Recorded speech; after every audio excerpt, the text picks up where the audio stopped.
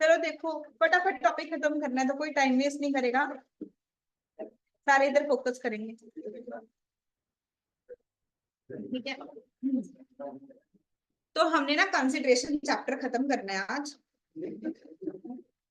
मैं next class में इसके क्वेश्चंस करवाऊंगी, आईसीआई की बुक के, आरएमएस की बुक के सारे क्वेश्चंस हम क्लास में डिस्कस करेंगे। प्लस अगर आपका बुक से कोई भी डाउट है वो डाउट भी लेंगे। है किसी का कोई डाउट वैसे? कौन से टॉपिक से रिलेटेड? आरएमएस की बुक का, आईसीआई की बुक का अभी कर लेते हैं वो। तो फिर एमसीक्यू या डिस्क्रिप्टिव क्वेश्चन है?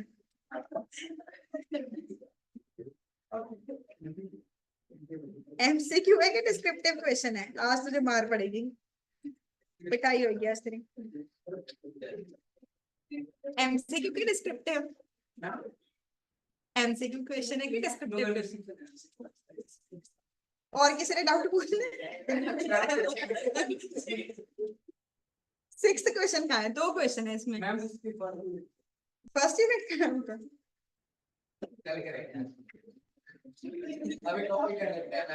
हाँ वो करेंगे, वो 1 मिनट का ही टॉपिक है। वो तो मैंने ऐसे बोल दिया 10 मिनट की क्लास है, 1 ही मिनट का टॉपिक है। मैंने कहा 1 मिनट की क्लास क्या रिकॉर्ड करनी, तो मैं इसलिए डिस्कशन कर रही हूँ।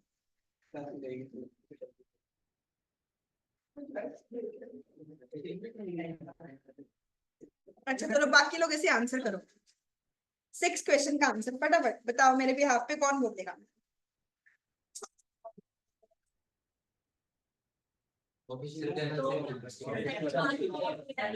Acceptance must be communicated. ठीक है, सेम एग्जांपल भी मैंने दी थी कि मैंने बोला था मान लो मुझे प्रिंसिपल बना दिया गया, पर मुझे मेरे फ्रेंड ने बताया, कहते मिस कुलता ने एप्लीकेशन दी एक स्कूल में टीचर बनने के लिए, उसे अपॉइंट कर लिया स्कूल के ट्रस्ट ने। हर friend who works in the same school, question ध्यान से पढ़ने, उसका फ्रेंड जो कि सेम स्कूल में ही काम करता है, उसने उसे इनफॉर्मली बता दिया कि हमने तुम्हें एक्सेप्ट कर लिया, बट लेटर कुछ इंटरनल रीजंस की वजह से उसकी अपॉइंटमेंट कैंसिल होगी। क्या वो बोल सकते हैं डैमेजेस दो के कॉन्ट्रैक्ट बन गया, ऑफर एक्सेप्ट हो गया? हम कहेंगे अभी वैलिड एक्सेप्टेंस हुई ही नहीं। वैलिड एक्सेप्टेंस को क्या करना पड़ता है? कम्युनिकेट करना पड़ता है। कौन से केस में बोला गया था? Very good sir Suryansh, Brogden versus Metropolitan Railway का।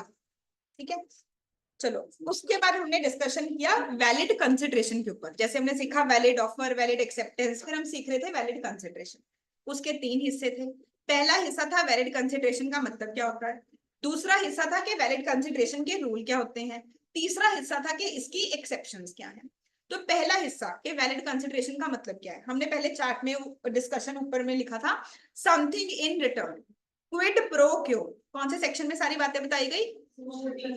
2D में, 2 सबसेक्शन डी में। हमने बोला when at desire of promisor by promisee और anyone on his behalf, positive या नेगेटिव हो सकती है, past present future. At desire of promisor, ये बात बोली गई in the case law Durga Prasad versus बाल।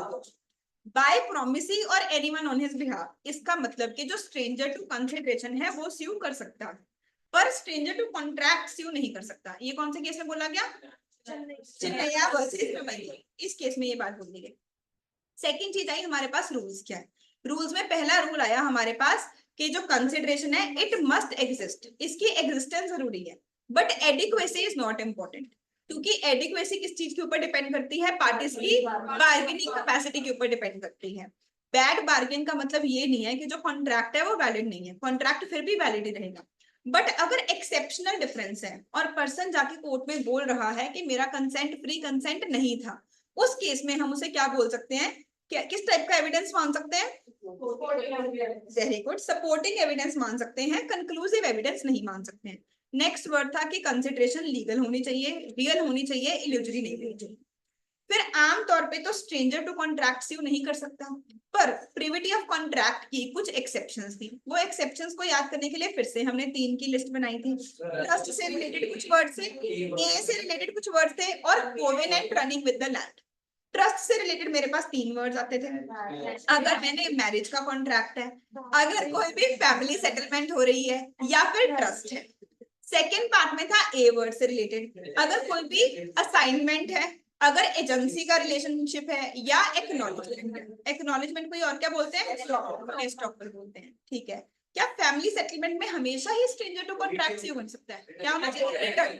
अगर रिटर्न में होगा फैमिली सेटलमेंट में, सिर्फ तभी स्ट्रेंजर टू कॉन्ट्रैक्ट कर सकता है, नहीं तो नहीं कर सकता। लास्ट हिस्सा है इसका एक्सेप्शंस। एक्सेप्शंस का मतलब क्या कोई ऐसा केस है कि बिना कंसिडरेशन के कॉन्ट्रैक्ट बन जाए? तो आप लोग लिखोगे जनरल रूल इज, हाँ जी, नहीं मैरिज में ऐसा कोई रूल नहीं।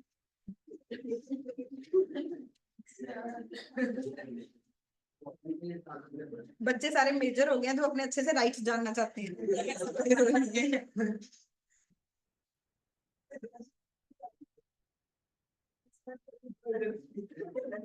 अगर आपको एग्जाम में क्वेश्चन आए क्या बिना कंसिडरेशन के वैलिड कॉन्ट्रैक्ट बन सकता है, तो आप बोलोगे कि आमतौर पे तो क्या होता है, नो कंसिडरेशन नो कॉन्ट्रैक्ट, क्योंकि अग्रीमेंट भी नहीं बन सकता।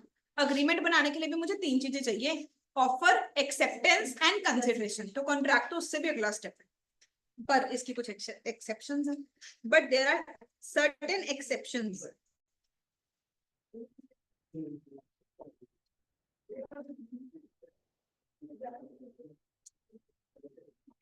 Mentioned in section 25। तो सेक्शन 25 में कुछ ऐसे एक्सेप्शनल केसेस हैं जहां पे बिना कंसिडरेशन के भी वैलिड कॉन्ट्रैक्ट बन सकता है। ठीक है, इसे हम याद करने के लिए फिर से 3 पार्ट्स में लिस्ट बनाएंगे। पहला पार्ट है हमारे पास गिफ्ट से रिलेटेड, दूसरा पार्ट है ए बी, इसके साथ लिंक करके याद करेंगे, तीसरा पार्ट है स्पेशल कॉन्ट्रैक्ट्स।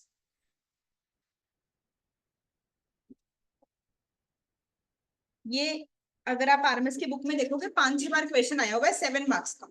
उसमें पूछा गया है what is consideration, can there be a contract without consideration. तो पहले हमने कंसिडरेशन, जो हमने चार्ट की पहली साइड बनाई है, वो सब कुछ लिख देना है, उसके 4 rule, at desire of promisor, by promisee और anyone on his behalf, positive, negative and past, present, future. फिर हम लोग लिखेंगे नहीं, आमतौर पे तो बिना कंसिडरेशन के कॉन्ट्रैक्ट बन ही नहीं सकता। फिर बोलेंगे कुछ एक्सेप्शनल केसेस हैं जब बिना कंसिडरेशन के भी वैलिड कॉन्ट्रैक्ट बन सकता है।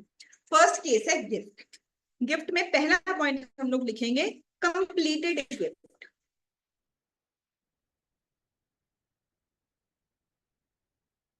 मान लो मैं आप लोगों को प्रॉमिस करूं कि अगर आपकी फाउंडेशन क्लियर हो गई तो मैं आपको गोवा लेके जाऊंगी, पर मैं ना लेके जाऊं, क्या आप मुझे स्यू कर सकते हो? नहीं, क्योंकि ये तो एक सोशल अग्रीमेंट है। कौन सा केस अप्लाई हो जाएगा?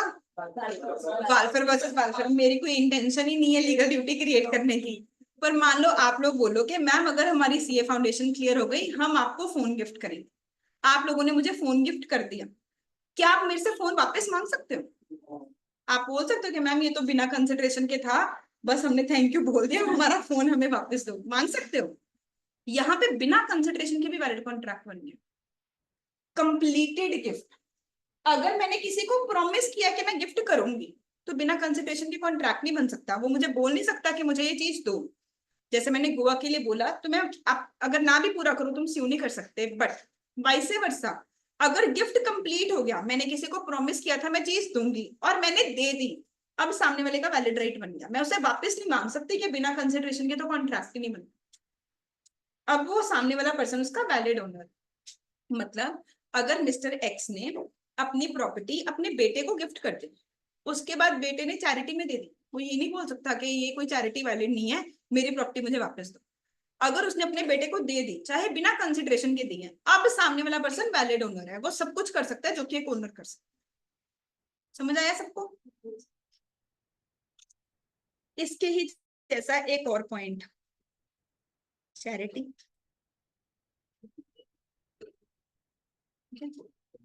तो अगर मैं मंदिर में जाके प्रॉमिस करूं कि आप लोग यहाँ पे एक शेड बना लो ताकि विंटर्स में अगर कोई भी बूढ़े लोग हैं उनको सड़क पे ना सोना पड़े, मैं उनकी हेल्प करना चाहती हूँ, आप यहाँ पे एक शेड बना लो, मैं 2 लाख रुपए की चैरिटी करूंगी कि आप 2 लाख रुपए से यहाँ पे शेड बना लो। अगर मैं ये पैसे ना दूं, क्या वो मेरे से लीगली रिकवर कर सकते हैं? नहीं कर सकते। बट अगर मैंने पैसे दे दिए, क्या मैं वापस बोल सकती हूँ कि ये शेड तो मेरा ही है? वो सामने वाला उसका क्या बन गया? वैलिड हो गया। तो कंप्लीटेड गिफ्ट के केस में, चैरिटी के केस में, बिना कंसिडरेशन के भी वैलिड कॉन्ट्रैक्ट बन जाता है अगर वो कंप्लीट हो चुका है। अगर सिर्फ प्रॉमिस टू चैरिटी है वो वैलिड नहीं है। अगर प्रॉमिस टू गिफ्ट है, जैसे हमने क्वेश्चन किया था, आपको याद है, हस्बैंड ने वाइफ को प्रॉमिस किया था कि मैं तुम्हें बर्थडे पे नेकलेस दूंगा, बट उसने नहीं दिया। या फिर बालफर वर्सेस बालफर में हस्बैंड ने वाइफ को प्रॉमिस किया था मैं हर महीने पैसे दूंगा, पर नहीं दिया, तो वो वैलिड नहीं है। पर अगर दे दे तो सामने वाला वैलिड होना चाहिए। इसलिए बहुत इंपॉर्टेंट एक्सेप्शन है, except if the other person, exception की एक्सेप्शन है। यही तो आईसीआई की ब्यूटीफुल बात है। Except if the other person has income liability. मैं ना सीए इंटर वालों को इनकम टैक्स पढ़ा दे, उसमें एक सेक्शन आया, कौन सा सेक्शन था, आई थिंक वो था 206C सब सेक्शन 1H। तो एक लड़की बिल्कुल टायर्ड आप लोगों की तरह, क्लास खत्म ही नहीं कर रहे मैम, और हंसने लगी, उसे फिट्स ही पड़ गए। ठीक, क्यों हंस क्यों रही है? कहती मैम सेक्शन कैसे लिखते हैं, वो कैसे बनाते हैं 206C सब सेक्शन 1H, जैसे कैसे नाम बना देते हैं सिर्फ इस चीज में। तो एक्सेप्शन की एक्सेप्शन वैसे बनाई गई। कहते अगर आपने चैरिटी का प्रॉमिस किया और सामने वाले ने कोई लाइबिलिटी इंकर कर ली, अब आपको चैरिटी करनी पड़ेगी। मैंने मंदिर वालों को बोला कि मैं आपको 2 लाख रुपए दूंगी, आप एक शेड बना लो ओल्ड एज लोगों की हेल्प करने के लिए। मंदिर वालों ने लेबर को बुला लिया, सीमेंट खरीद ली कि हमें चैरिटी से पैसे आएंगे, हम आपके पैसे दे देंगे। अब मैं ये नहीं कह सकती मैं नहीं दूंगी, अब मुझे देने ही पड़ेंगे, बिना कंसिडरेशन के भी वैलिड कॉन्ट्रैक्ट बने। समझ आया? Third, natural love and affection.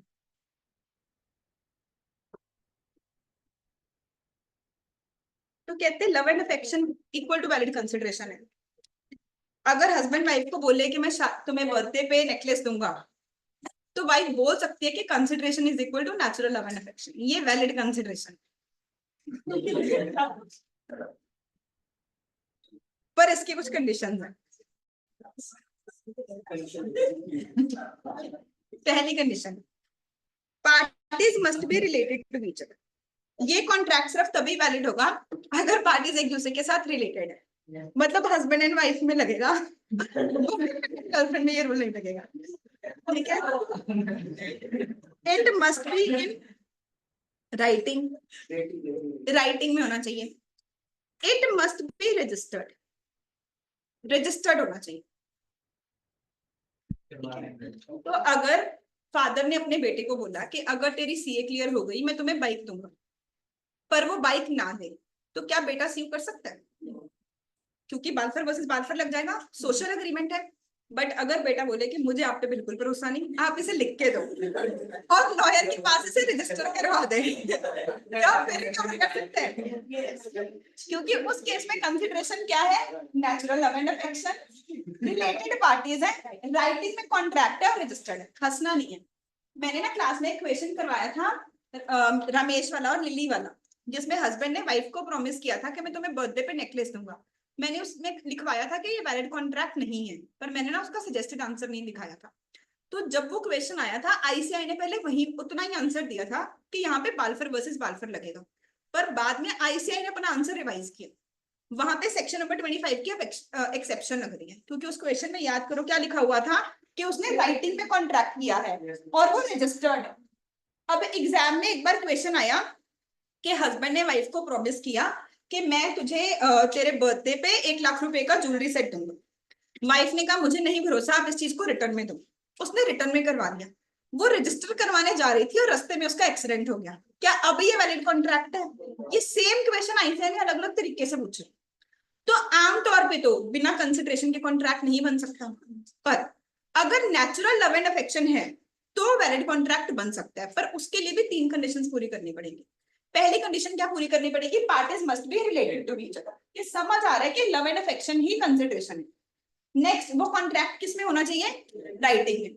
तो वैसे तो कॉन्ट्रैक्ट एक्ट में ओरल कॉन्ट्रैक्ट भी वैलिड होता है, रिटर्न भी वैलिड होता है, पर कुछ हम स्पेशल केसेस ऐसे पढ़ रहे हैं जहां पे सिर्फ रिटर्न ही वैलिड होता है। जैसे कि याद करो, फर्स्ट चैप्टर में मैंने बताया था ट्रांसफर ऑफ प्रॉपर्टी एक्ट में लिखा गया है कि प्रॉपर्टी का कॉन्ट्रैक्ट सिर्फ कब वैलिड होगा? अगर वो रिटर्न है। फिर प्रिविटी ऑफ कॉन्ट्रैक्ट में हमने एक एक्सेप्शन की कि फैमिली सेटलमेंट सिर्फ कब वैलिड होगी? अगर वो रिटर्न में है। सिमिलरली यहाँ पे नेचुरल लव एंड अफेक्शन। और third, it must be registered under law, उसे रजिस्टर करवाना जरूरी है। ये थी पहली एक्सेप्शन। दूसरी एक्सेप्शन, दूसरी लिस्ट है ए से एजेंसी। अब एजेंसी का मतलब तो आप अच्छे से ही समझते हो। जब एक पर्सन दूसरे पर्सन को अपना एजेंट अपॉइंट करे कि तुम मेरे बिहाफ पे कोई भी कॉन्ट्रैक्ट कर सकते हो, तो एजेंसी का कॉन्ट्रैक्ट बिना कंसिडरेशन के भी वैलिड कॉन्ट्रैक्ट होता है। मतलब मान लो मैं राधिका के लिए बोलूं कि तुम नीचे से मेरे लिए मार्कर्स परचेज कर लो, वो बुक शॉप पे जाए और मेरे लिए मार्कर्स परचेज कराए, एंड जो शॉपकीपर है वो राधिका से बिल मांगे, तो राधिका ने कहा कि इसमें मेरा थोड़ी कंसिडरेशन है, मैं थोड़ी पे करूंगी, मैम पे करेंगे, मैंने तो मैम के भी हाथ पे परचेज किया।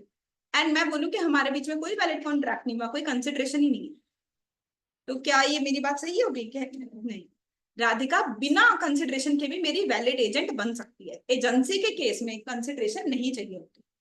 समझ आया सबको? नेक्स्ट,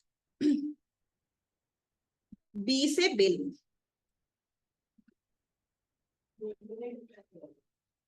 बेलमेंट का मतलब क्या होता है? यहाँ वर्ड आ गया हमारे पास। जब एक पर्सन दूसरे पर्सन को अपनी गुड्स दे रहा है एक स्पेशल पर्पस के लिए, और उसे बोल रहा है कि ये पर्पस कंप्लीट होने के बाद मेरी गुड्स मुझे वापस कर देना, उसे हम लोग बोलते हैं बेलमेंट। हमारे सिलेबस में पूरा एक चैप्टर है बेलमेंट। तो मान लो मैंने किसी पर्सन को अपनी गुड्स दी, लेट से मैंने दलबीर को अपने नोट्स दिए कॉपी करने के, तो मैं कोई गुड्स दे रही हूँ एक स्पेशल पर्पस के लिए कि तुम मेरे नोट्स कॉपी कर लो, उसके बाद मेरे नोट्स मुझे क्या कर देना? रिटर्न कर देना। या फिर मान लो मैं अपने फ्रेंड को अपनी गाड़ी दे दूं, मेरे फ्रेंड ने शिमला घूमने जाना है, उसने बोला है नहीं क्या मैं तुम्हारी कार लेके जा सकता हूँ 2 दिन, तो मैंने अपनी गुड्स दी एक स्पेशल पर्पस के लिए, वो मेरी कार को यूज कर सकता है शिमला जाने के लिए, उसके बाद उसने मेरी गुड्स मुझे क्या करनी है? रिटर्न करनी है। इसे हम लोग क्या बोलते हैं? बेलमेंट। ये बिना कंसिडरेशन के वैलिड कॉन्ट्रैक्ट है, ठीक है। देन एक special contract, time barred debt,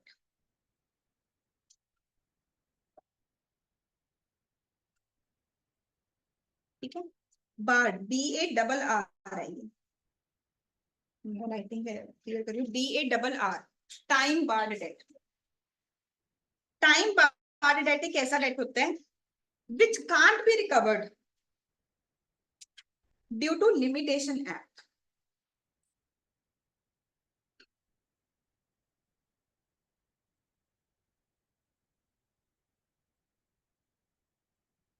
time barred debt एक ऐसा डेट है जिसे कि लिमिटेशन एक्ट की वजह से रिकवर नहीं किया जा सकता।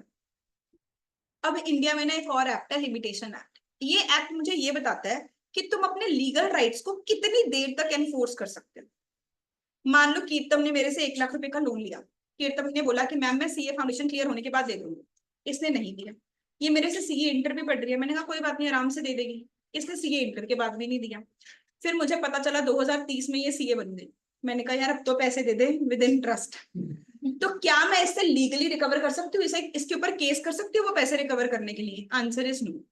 तो लिमिटेशन एक्ट ने ना मुझे बोला कि अगर आपका कोई भी लीगल राइट है आपको 3 साल के अंदर अंदर उसे इन्फोर्स करना है। मान लो मैंने किसी से पैसे लेने थे 2024 में, तो 2027 तक अगर वो मुझे पैसे नहीं ले मैं केस कर सकती हूँ। अगर 2027 के बाद भी उसने पैसे नहीं दिए मेरा केस करने का राइट खत्म हो गया। समझ गए सब लोग? ऐसा नहीं कि पूरी जिंदगी वो तुम्हारा क्रेडिटर ही रहेगा, कहते हैं बुक्स में बैड डेट रिकॉर्ड करो, वो तुम्हारे बैड डेट हो गए। तो अगर हमने किसी के अगेंस्ट भी लीगल एक्शन लेना है हमें क्या देखना पड़ता है? Limitation act. अब मान लो 2030 में कीर्तन मुझे मिलने आई, कीर्तन ने बोला कि मैम अब मैं सीए बन गई हूँ, अब मेरे पास बहुत अच्छी सेविंग है, अब आप बताओ आपके टोटल कितने पैसे बनते हैं विद इंटरेस्ट, मैं कल आपको दे दूंगी।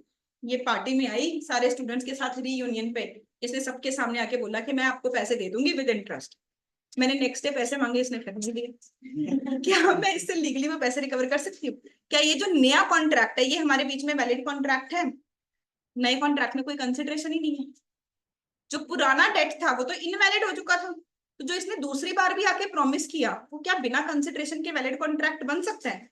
वैसे तो बिना कंसिडरेशन के कोई वैलिड कॉन्ट्रैक्ट बन ही नहीं सकता, पर यहाँ पे उन्होंने इसे क्या बना दिया? एक्सेप्शन।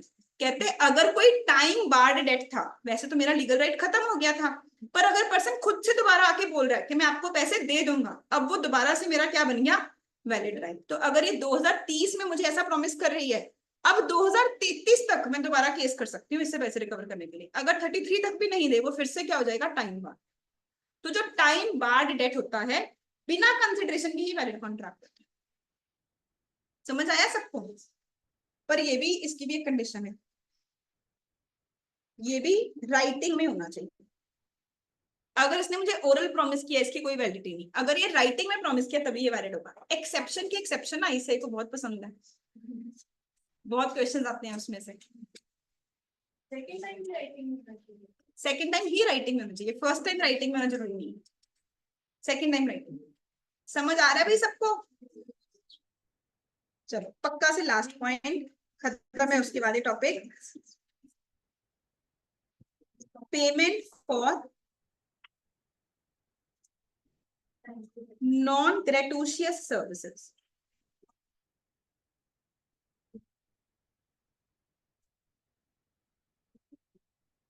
ग्रेटिट्यूड वर्ड का मतलब क्या होता है? Thank you. थैंक यू कोई बोलते हैं ग्रेटिट्यूड, ठीक है? ग्रेटफुल होना तुम शायद रेफर कर रहे थे, ग्रेटफुल होना अलग चीज है, ग्रेटिट्यूड वर्ड है थैंक यू। ग्रेटिट्यूड वर्ड से बना ग्रेटिशियस। कहते हैं मान लो मैंने किसी को नॉन ग्रेटुशियस सर्विस दी, लेट्स से क्लास में कोई स्टूडेंट है, आज लास्ट डेट है एंड उसने अपनी सीए की फीस नहीं पे, अगर वो आज अपनी फीस पे नहीं करेगा उसका अटेम्प्ट डिले हो जाएगा। तो मैंने कहा लो मेरे कार्ड से पे कर दो, उसका कार्ड नहीं चल रहा तो मुझे कल पैसे दे देना। उसने मेरे कार्ड से पेमेंट कर दी। नेक्स्ट डे जब मैंने उससे पैसे मांगे, कहता मैम हमारे बीच में कौन सा कोई कॉन्ट्रैक्ट हुआ था, मैं तो नहीं दूंगा पैसे। क्या मैं उससे लीगली पैसे रिकवर कर सकती हूँ? तो यहाँ पे कहते ये नॉन ग्रेटुशियस सर्विसेज थे, मैं कोई चैरिटी नहीं कर रही थी। चैरिटी के केस में क्या थी, मेरी इंटेंट ही नहीं थी पैसे वापस लेने की, यहाँ पे मैं सिर्फ हेल्प कर रही हूँ। मैं चैरिटी के इंटेंट, नॉन ग्रेटुशियस सर्विस है, तो यहाँ पे बिना किसी के बोले भी अपने आप ही कॉन्ट्रैक्ट बन गया और बिना कंसिडरेशन के ही कॉन्ट्रैक्ट बन गया। ये एक टाइप का क्वाजी कॉन्ट्रैक्ट है। क्वाजी कॉन्ट्रैक्ट क्या होते हैं? अपने आप ही बन जाते हैं, ये अपने आप ही कॉन्ट्रैक्ट बन गया और ये बिना कंसिडरेशन के ही एक valid contract. That is it for today. कल तक अच्छे से पढ़ के आना है। नहीं ये रिटर्न में आना चाहिए, वो तो पुलिस का काम है, वो पुलिस का काम है, दो अलग अलग चीजें। कल मिलते हैं बच्चे, सब लोग अच्छे से रीड करके आना।